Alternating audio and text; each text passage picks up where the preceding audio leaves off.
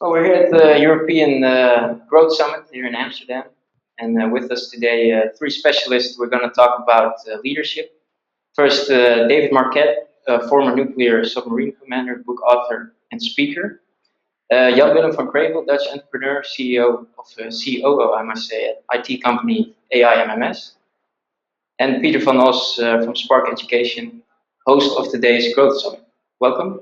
Well, first of all, Jan Willem, what sort of company do you have? It's a software company. We develop mathematical optimization software that help clients and organizations to take better decisions. Okay. And how has been your growth over the years? Last 4 years we average around 25%. All right, David, you just shared your vision on leadership with us here today.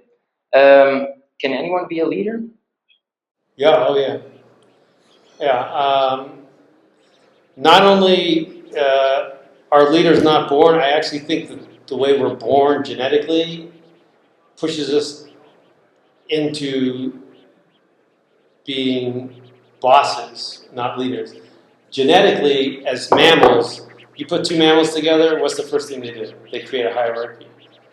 And they say, well, who's higher on the hierarchy? And then wherever you are in the hierarchy, you try and move up. So genetically, you're programmed to boost your position on the hierarchy, and you like giving instruction, and you like it when people do what you tell them to do. When you get out of the limousine with the pretty girl and everyone's looking at you, you like that. The chemicals in your brain fire and say, oh, this is good. I want more of this. When you give orders and people run around and do things, the chemicals in the brain fire and say, oh, that's good. Look what's happening. Look how powerful I am. Look how important I am. And so your brain is going to reinforce that kind of behavior. And I think to be a really good leader, you have to act opposite those impulses. It's just like eating a donut. And you don't need help eating the donut. You want to resist eating the donut. Okay, so let me just let that sink in. One of the things you said was to share your leadership. How do you recognize leaders within your company? They identify themselves to you. Here's one thing that really irritates me is companies that say, oh, we have identified high potential people, right? You don't know who the high potential people are. If you could predict the future, you wouldn't be sitting in a room watching this video. You'd be out on your private island. So if you can't predict the future, then you don't know who's going to do amazing things. You can't predict it. I can't tell you how many times that someone that maybe they didn't look good, or they were overweight, or no one ever thought, they were very quiet maybe, and then all of a sudden they came up with the answer, or they demonstrated leadership. So you don't know. You have to treat everybody as potential leaders, and they will identify themselves to you. How many leaders does an average company need? Everyone's a leader. I hear there's two ways to look at the world. The way number one is we have leaders and followers. So I'm the leader and you all are followers. Or we're all leaders. We're also all followers. It's a little bit of a trick, right? We're all leaders in the sense that we all think, make decisions, and act on what we think is the right thing to do. So that's a leader. But we all follow, not that person, but the principles and the purpose and the soul of the organization. So imagine you get into if I'm talking too much, you can just edit me out. Okay? So you're going to get in an airplane. You're going to fly this afternoon I'm flying to JFK on KLM. And let's just assume there's two airplanes next to each other.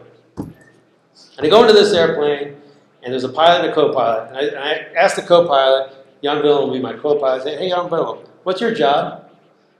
Jan Willem says, my job is to do whatever the pilot tells me to do. Okay. Then I go to the next airplane. I asked Peter, hey, what's your job? He said, my job is to ensure safe flight of this aircraft. Generally, it's going to involve cooperating with the pilot, and almost always it's going to be doing what the pilot tells me to do. But if for some weird reason the pilot goes crazy and I think we're not doing the right thing, I'm going to let the principle of safe flight be what guides my actions. Now you tell me what airplane you're going to get on. right? So the idea is when we say, oh, I'm typically, most of the time when we say we're following that person, it's a shortcut for we're following the principles that that person espouses. Like, oh, I follow Martin Luther King. Not really. You're following the vision that Martin Luther King espoused. Okay, so it doesn't have to be a person, but maybe in your company, how is that, Jan Willem? How many leaders does your company have? Well, David just gave the answer. 35. Everybody's a leader in our company. All right. Awesome. That's why they're growing 25% a year. Well, is that something you're working on? Leadership? I think more indirectly. I agree with David. Leadership is something that emerges, it reveals itself. You can't predict it, and it can show up in many different ways. So I think the way we try to do it is we encourage people to discover themselves and to learn who they are and what their strengths are and what their pitfalls are, what they could trip over in their career. And we find, and we're still at the start of that journey, but we find that people start to discover those things and they discover the kind of leadership that they have in them. And some of them it could be leading people, others could be leading in the terms of the quality of the product. There's many different forms and shapes. So indirectly, absolutely yes. And when people get into a position where, we traditionally call leadership, where they have to look after a couple of people or in charge of a team or something like that, of course, we try and help them become what we consider the right kind of leader. And there's a lot of similarity in what we just heard David talk about. We embrace most of that role. Peter, you help Dutch entrepreneurs like Jan Willem to get inspired and to grow their company. One way is like today, the Growth Summit. Is that a way to get inspired and do things as an entrepreneur? Absolutely. It starts with inspiration and seeing different perspectives, how it can work and could work, and then do more education and go into a rhythm of education, because for entrepreneurs, many entrepreneurs are skilled in economics or technical skills or whatever, but they haven't learned how to manage companies, to grow themselves, to grow the company, and to lead people. And that's what is required, and that's the education that we do. Okay, so you invited David here today. Why David? Because he comes with Fern, and together with Fern we made the program. Peter didn't pick me, Vern picked me. He's stuck with me. Yeah, but there was a specific reason, because we believe in the 4 decisions: people, strategy, execution, and cash. And David is very good in execution, and that's why that was the missing piece of the jigsaw for today. David, on your Twitter profile, you state your mission, maybe helping others achieve greatness, right? Well, that's a big mission. What does it take to be great? When you think about an act, you see someone out there on the street and they do something, and you say, "Oh, look, that was great." To me, those acts always involve something for somebody else, right?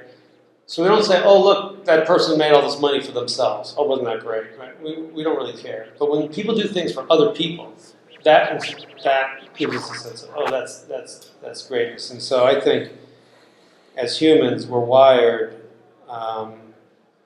Sometimes it's hard to find it, but it's in there, and we're wired with this idea that doing things for others in the long run will result in a more satisfying, more fulfilling, more worthwhile life. Okay. Jan Willem, is that something you aim on, to be great like that? Yes, I think so. Yeah, I think we're very ambitious to have a great product that helps people, personally to go to the next level. Maybe their companies go to the next level. We want to have a great company to work at, where we can all learn and grow and get further. I think in the Dutch culture, sometimes we're a bit shy admitting that we aspire to greatness, but I think if we're honest, absolutely yes. Okay. So that's like your big goal for your company, greatness. That's something you've written down as a mission. No, not at all. Our goal is to bring the benefits of optimization to society, but that's just a way, a vehicle to express ourselves and to learn and grow and develop as individuals. Well, Jan Willem is really a good example for an entrepreneur who is looking for growth. Peter, what should be his next step now? Next step. Yeah. To work. Come next year. Come next year, of course. But also to see, because he's proud of the 25% growth per year per annum, but maybe there is more potential there.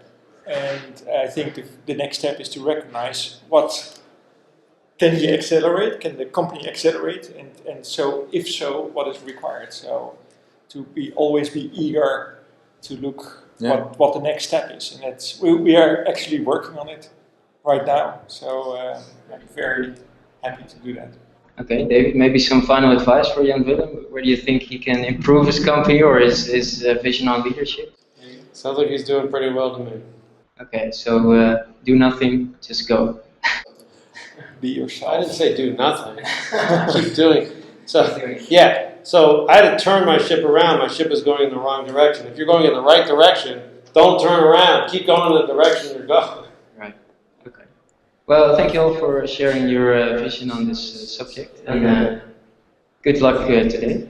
Thanks. Okay. Thank you very much. Thank you.